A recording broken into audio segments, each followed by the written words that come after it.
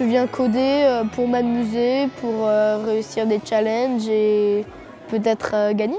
Je suis dans une compétition de codage et on doit créer un jeu et puis on va montrer aux juges notre jeu. Essayer avec mon équipe de faire le meilleur projet et de remporter le tournoi et de s'amuser. Pour pouvoir gagner, sauter dans des pluies et surtout pour s'amuser à programmer sur Scratch ou Construct 2.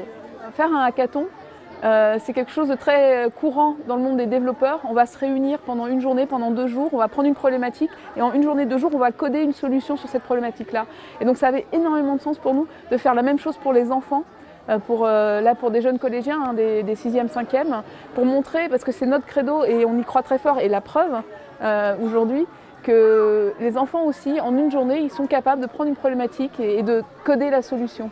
Il paraîtrait qu'aujourd'hui sont réunis un petit groupe d'irréductibles terriens qui se bat encore et toujours pour sauver la planète et qui sont également des super-héros. Et leur mission aujourd'hui, c'est d'utiliser leurs super-pouvoirs en les mettant en scène, en utilisant les logiciels dont je vous ai parlé, pour essayer pour la dernière fois de sauver l'humanité. Est-ce que vous acceptez le défi? Oui! Eh bien voilà, ça nous fait plaisir. Nous avons accepté, toute l'équipe de Franklin, de co-organiser le Magicathon parce que le projet est absolument extraordinaire, c'est-à-dire faire travailler des enfants ensemble autour d'un projet de codage de manière extrêmement ludique et extrêmement sérieuse, dans un esprit d'amitié, de camaraderie et d'émulation.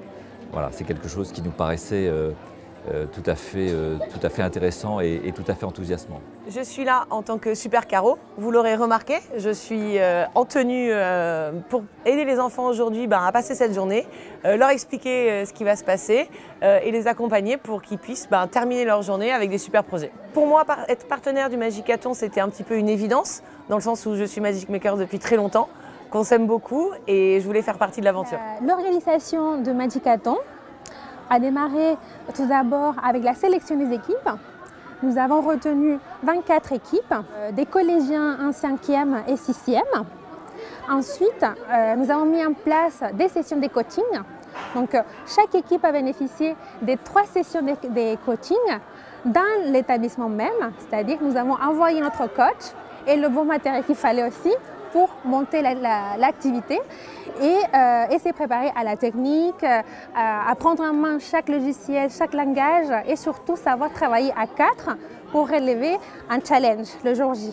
On a eu 3 séances de coaching. La première, c'était avec quelqu'un qui est venu nous aider.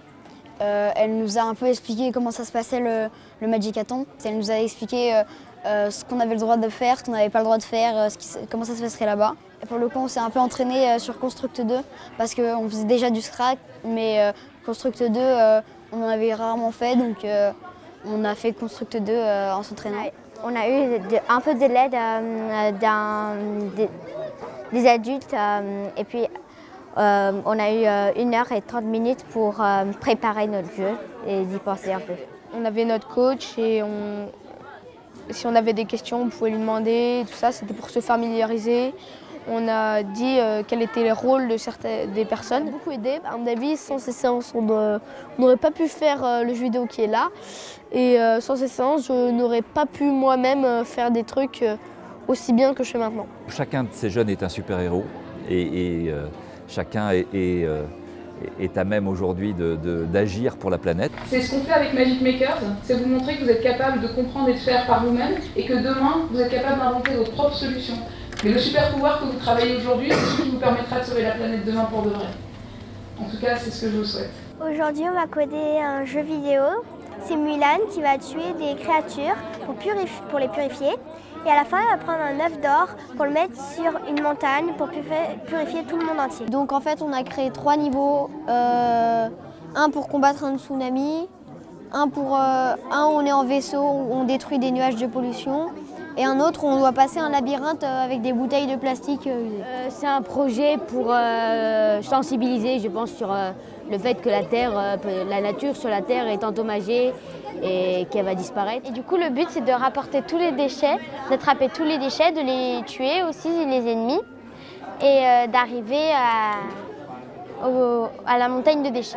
C'est un projet avec des éléments, avec 4 héros qui doivent combattre un boss final. C'est un projet où en fait il y a des poubelles et en gros on doit les éradiquer. Alors, moi je suis graveur avec mon ami Solal. Il y a 2 autres personnes, c'est Joseph et Cédric. Ils sont codeurs et nous on fait les personnages, on leur donne sur une clé USB et ils remplacent leurs petits personnages inutiles, enfin moches, avec nos personnages qu'on aura plus travaillé.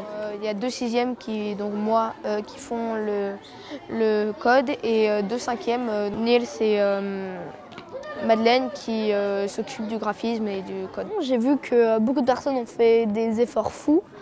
De toute façon, l'important c'est de participer. Et si je gagne, ça sera cool quoi.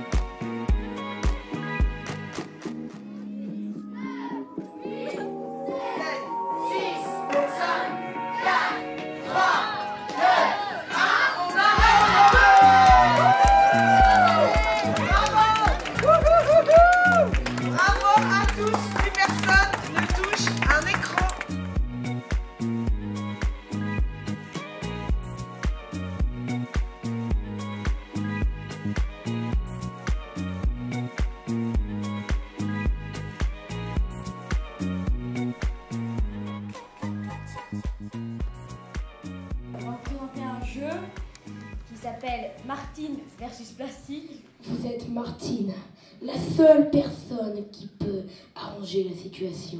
Vous devrez combattre des canettes mignonnes et tuer un boss redoutable avec un lance-grenade sur le bras. Après, on peut remarquer l'effort sur le tir, parce qu'en fait, quand on bouge la souris, l'épée elle bouge avec.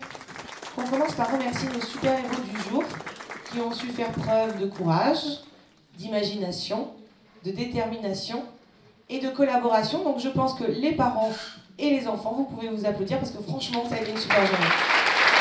L'excellence créative a été décernée. Et alors là, il n'y a pas l'ombre d'un doute.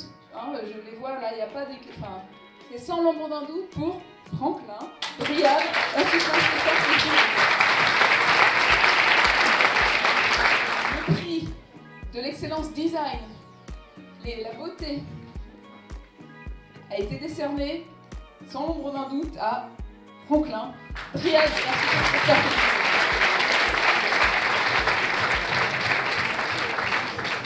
Et là, alors vraiment sans l'ombre d'un doute non plus, le prix de l'excellence technique a été décerné à Gerson.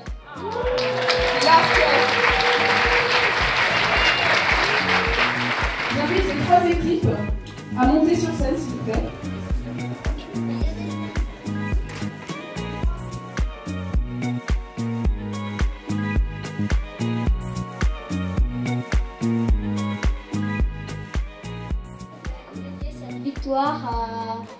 Au directeur de notre collège, M. Chandard. Merci beaucoup à Magicaton.